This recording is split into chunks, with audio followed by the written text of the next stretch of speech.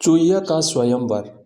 गंगा नदी के तट पर कुछ तपस्वियों का एक आश्रम था, जहाँ पर याज्ञवल्क्य के नाम के एक ऋषि रहते थे। एक दिन वो नदी के किनारे आचमन कर रहे थे।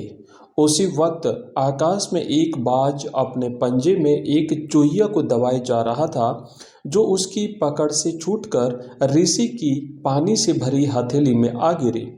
ऋषि ने उसे एक पीपल के पत्ते पर रखा और दोबारा नदी में स्नान किया। चूहिया अभी मरी नहीं थी, इसीलिए ऋषि ने अपने तप से उसे एक कन्या बना दिया और अपने आश्रम में ले आए। अपनी पत्नी से कहा, इसे अपनी बेटी ही समझकर पालना। दोनों निसंतान थे, इसीलिए उनकी पत्नी ने कन्या का पालन बड़े प्रेम से किया।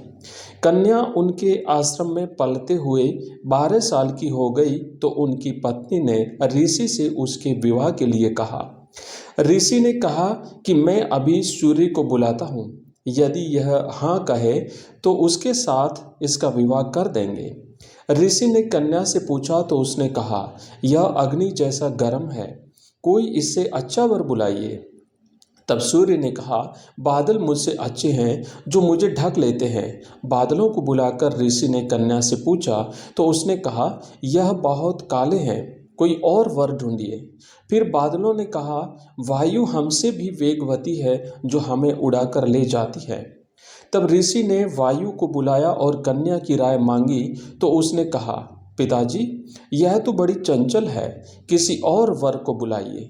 इस पर वायु बोली, पर्वत मुझसे अच्छा है जो तेज हवाओं में भी स्थिर रहता है।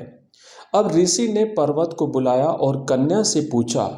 तब कन्या ने उत्तर दिया, पिताजी, ये बड़ा कठोर और गंभीर है, कोई और वर ढूंढिए ना। इस पर पर्वत ने कहा, चूहा मुझसे अच्छा है जो मुझ में छेद कर अपना बिल बना लेता है। ऋषि ने तब चूहे को बुलाया और बेटी से कहा, पुत्री, यह मूषक राज क्या तुम्हें स्वीकार है? तब कन्या ने चूहे को देखा और देखते ही वो उसे बेहद पसंद आ गया। उस पर मोहित होते हुए वो बोली, आप मुझे चूहिया बनाकर इन मूषक राज को सौंप दीजिए। ऋषि ने तथास्तु कहा और उसे फिर चूहिया बना दिया और मूषक राज से उसका स्वयंवर करा दिया। मित्रों, इस कहानी से हमें ये शिक्षा मिलती है कि जन्म से जिसका जैसा स्वभाव होता है वह कभी बदल नहीं सकता। धन्यवाद।